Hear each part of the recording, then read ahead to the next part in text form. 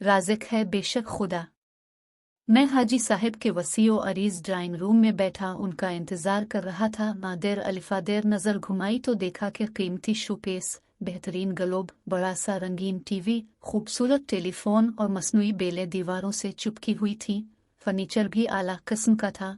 सोफे इतने नरम कि बंदा धंसता चला जाए। अभी मैं ड्राइंग रूम का जायजा ले रहा था कि एक खादिम ट्राली धकेलता हुआ आया और चाय वगैरह पेश करने लगा। इसने बस इतना कहा कि हाजी साहब आ रहे हैं, अब चाय वगैरह लें। हाजी साहब का पूरा नाम मोहम्मद अशरफ था। उन्होंने मुतअद्दिद हज किए जिसकी वजह से हाजी साहब मशहूर हो गए। आज इसका असल नाम खास लोगों को ही पता है। हाजी साहब के एक बेटे से मेरी अलग सलग थी। वो मेरा क्लास फेलो और बड़ा मुखलिस और अच्छा इंसान था। कभी किसी फंक्शन या पार्टी वगैरह में मुलाकात होती तो गिले शिकवाहे के ढेर लगा देता।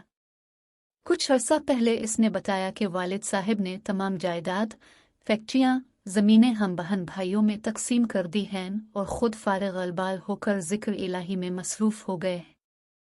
3-4 साल बाद फिर जब उसने बताया कि वालिद साहब ने हम भाइयों से चंद लाख रुपए लेकर दोबारा कारोबार शुरू कर दिया है और दुनियावी कामों में मसरूफ़ हो गए हैं, तो इस बात पर उसे शायद इतना ताज्जुब नहीं हुआ जितना मैंने महसूस किया, क्योंकि अल्लाह ताला ने उन पर बहुत करम किया था। दूर दूर तक उनकी शोहरत थी जिसे फूंक मारते, दवा दुआ देते अल्लाह ताला इस पर करम करता। बहुत से अकीदतमंद पैसों से खिदमत करना चाहते मगर हाजी साहिब ना लेते, सिर्फ दुआ और नमाज के लिए कहते। हम लिखने वालों में एक मर्ज होता है जिसे आम लोग नज़रअंदाज कर देते हैं। हमें हर बात की जुस्तजू होती है, इसीलिए अब मैं हाजी साहिब से वक्त लेकर उनके ड्राइंग रूम में बैठा था। कुछ देर बाद हाजी साहब तशरीफ लाए, बड़े तपाक से मिले और पूछा, हाँ फरमाओ कैसे आए हो।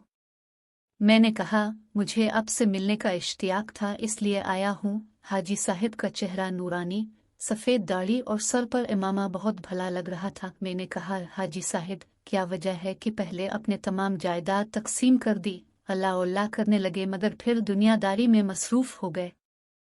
हाजी साहब ने कहा, बेटा इसमें भी एक राज था और इसमें भी एक राज है। वो क्या? मैं बेताबी से बोला। हाजी साहब मुस्कराए और कहा, इससे पहले किसी महफिल में जिक्र किया और आज कर रहा हूँ, सुनकर फैसला करना कि आज फैसला सही है या पहला फैसला सही था। एक दिन मैं अपने गोदाम में हिसाब किताब कर रहा था, देखा एक कुत्ता अपनी पिछली टांगें घसीट कर गोदाम में घुस रहा था। पहले तो ख्याल गुजरा कि उसे भगा दूं, फिर सोचा एक तो ये जख्मी है, दूसरा यहाँ पनाह की तलाश में आया है, लिहाजा इसे कुछ न कहा जाए। फिर अचानक ख्याल आया कि अल्लाह ताला राज़िक है तो देखिए इसे कैसे रोज़ी देता है, ये भूखा ही मर जाएगा। ये सोचकर मैं एक तरफ बैठ गया। जब हल्का सा अंधेरा छा गया तो हैरत अंगेज मंजर मेरे सामने था। एक और कुत्ता मुंह में गोश्त का टुकड़ा दबाए आया और इसे खुलाने लगा।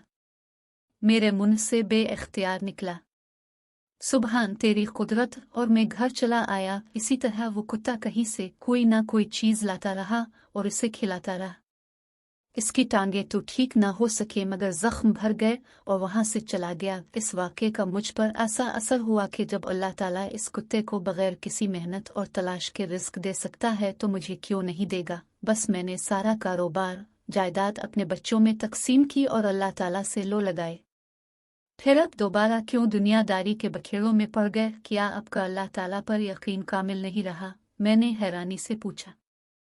हाजी साहब हंस पड़े। यही वाकया मैंने एक महफिल में सुनाया तो एक शख्स ने मुझे लाजवाब कर दिया था कि हाजी साहब अपने खुद को इस जख्मी कुत्ते से तशबीह दी कि उसे रिस्क मिलता रहा तो आपको भी मिलेगा, मगर इस कुत्ते से क्यों तशबीह नहीं दी जो उसे लाकर खिलाता रहा। ये सुनकर मेरे रूंगटे खड़े हो गए। वाकई मैंने इस जख्मी कुत्ते का सोचा, इस कुत्ते से तशबीह क्यों ना दी जो इसको वसीला बना रहा। बस इसी दिन मैंने अपने बच्चों से चंद लाख रुपए लिए और एक काटेज इंडस्ट्री कायम कर दी। इस वक्त गरीब बस्तियों में दर्जनों से ऊपर काटेज इंडस्ट्रीज कायम हैं जिनमें गरीब औरतें और बच्चियां काम कर रही हैं। वो अपना रिस्क भी कमा रही हैं और साथ मुझे दुआएं भी दे रही हैं। मेरे ख्याल में ये किसी भी नफली इबादत से कहीं बेहतर इबादत है। मेरे इस वसीले से तकरीबन 700 खानदान पिल रहे हैं।